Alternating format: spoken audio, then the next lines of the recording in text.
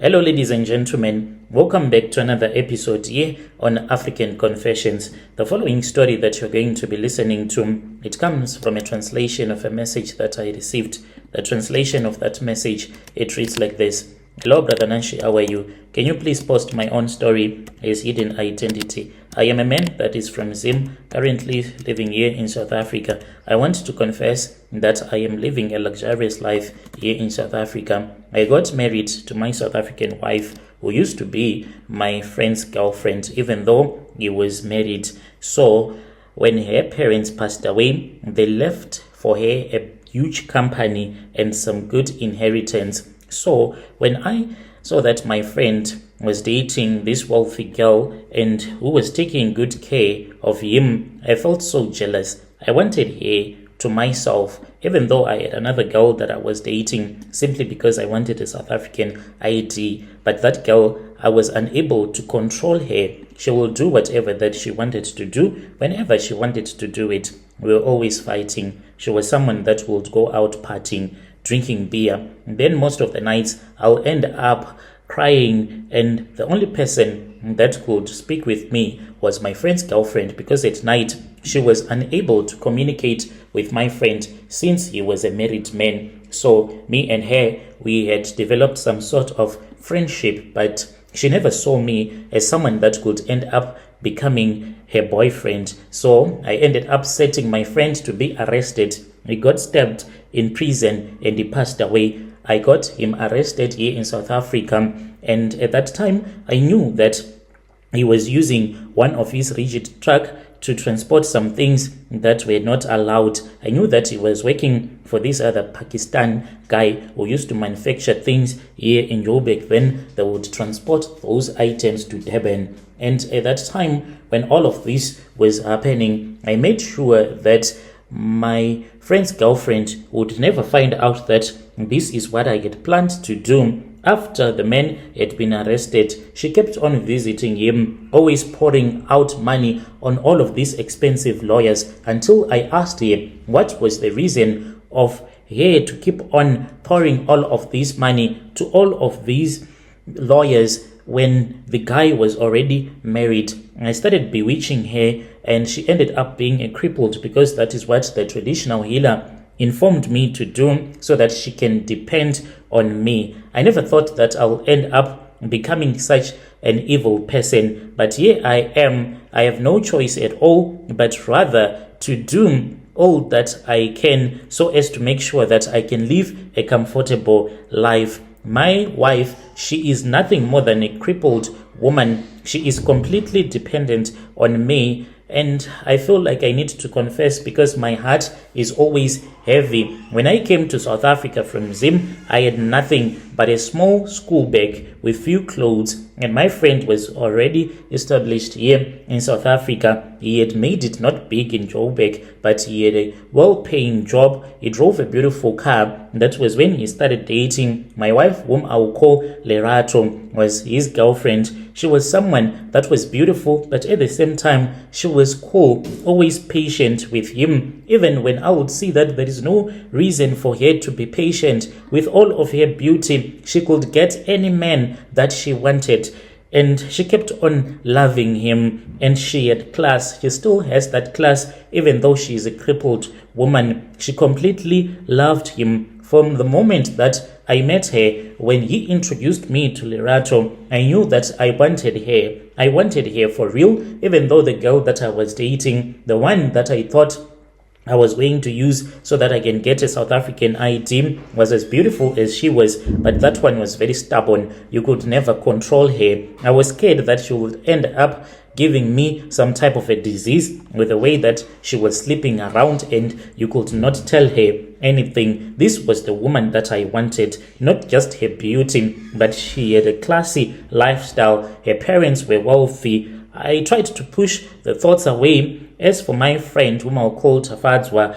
he was like a brother to me. He welcomed me into his home. I was staying at his place. You won't even believe it. By the time that I set him up, He helped me to find a job, but I went and I started working. Things were so expensive. My girlfriend was really expensive, such that each and every month, and if I would be left with 1,000 rands, I would be so lucky. And the girl whom I was treating very well, she was always cheating on me. So I started to hate my friend. He had two beautiful women that were in love with him, the wife as well as Lerato. That was when the devil started to whisper into my ears and I started to listen. I knew that if I wanted to get rid of my friend, it was going to be easy, for I had once taken a trip with him. We went to Durban and we had some illegal items that he was carrying in his truck. Even though he was working, but he was a businessman, he said that for you to be rich in life,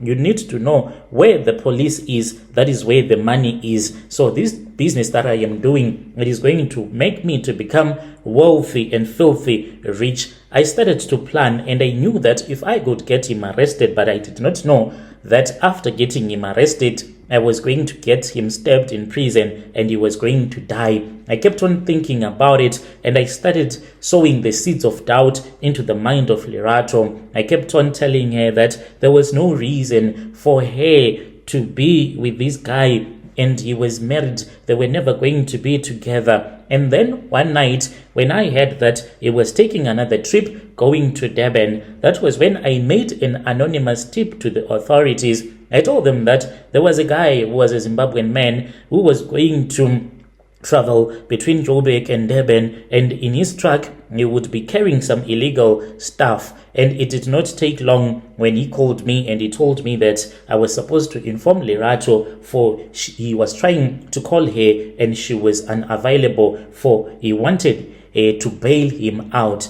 I then waited and I called Lerato. She was devastated. She cried and she said, "But why? What happened?" And then she started to look for lawyers that were quite expensive. By the case, it was very difficult for him to come out without serving some kind of prison term. Within a few months, she was already losing hope, and she kept on asking me what was she supposed to do. At that time, I was not relaxing. I was a man on a mission. I had tried to bewitch the other girl that I was dating, and I had failed, for her spirit was too strong for me. As for Lerato, with all of her softness, I knew that I was going to win her over. I had since traveled to Zim, and I had been given a small glass, and in that glass I had planted a flower. I was told that when I wanted, I was supposed to take that flower and then burn it, and I was supposed to take the ashes of that flower, rub it on my manhood the night that I would sleep with Lerato. And I had a charm that I was supposed to place underneath my tongue. This was the charm that was going to make her to see me differently, to see me as a man that can protect her. One night, she called me and she told me if I wanted, I could come to her place for dinner. After too many glasses of wine, I inserted that charm underneath my tongue. Then we started talking. She kissed me, and I knew that I had won her. I rushed to the bathroom. When I had taken her to her bedroom, she was even wondering what I was doing after stripping her naked and myself, then rushed to the bathroom, for I wanted to rub the ashes on my manhood as a way of bewitching her, so that she can feel so good like she had never felt in her entire life. We made love, me and her, and indeed she said, "Wow, that was so great." And the next morning we were together. Within few months we were still together. I had taken the guy's place, his house, his car, his woman, and they were mine. And that was when he was stabbed in prison. And she started spoiling me, saying that she just wanted to forget about her dead boyfriend, and I encouraged her even more. I went back to the Sangoma now. The problem was that I saw her one day. I was standing in the house. As I was looking outside, I looked at her as she was busy talking with this other guy, an old friend who came to our place, just visited her, wanted to know how she was. I was scared, and I said, if I let her into the arms of a South African man again, I am going to lose her. That was when a thought crossed my mind, and I said, How about Lerato if she becomes a crippled so that she can depend on me? For sure, there is no guy that will be willing to love her. She is not supposed to be only a crippled, but she has to have a disability such that it can become burdensome to live with such a woman. And I smiled. I returned back to the bedroom, sat on my laptop, and I continued working. I then told her that I missed home, and she bought a flight ticket for me, returned to Harare, stayed with my uncle. That was when I went to the village where I do come from, and I spoke with one native doctor, and I told him the situation that I was in, showed him the pictures of the woman that I was married to. I wanted him to bind Lerato to me forever, something that was never supposed to be undone, so that she can never leave me again. The Sangoma said, okay, it is okay. I can do something for you, and I am going to make sure that I give you something, mix it in her food, and she is going to be yours. So I returned back to South Africa, and I told her to relax, for I wanted to take good care of her as she was taking care of me financially. I started cooking for her, doing everything. She would complain, saying that it is a duty as a woman who does not work, who just stays at home at all the times. So I kept on mixing this poison of stuff into her food, and then she started to complain of fatigue, feeling weak. Then her legs started to get so swollen, such that she was amputated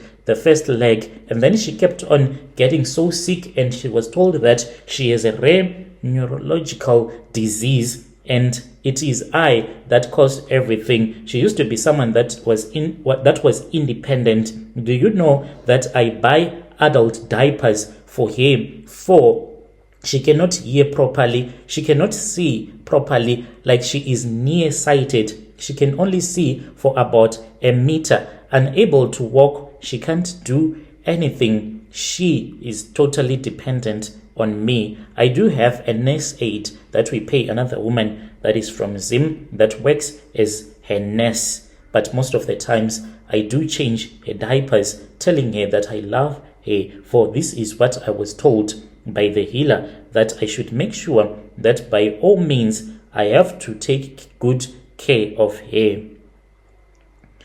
Dear listeners, right there was a message that was sent to me by one of our brother. Strange things indeed, they do happen in this world. Can you just imagine?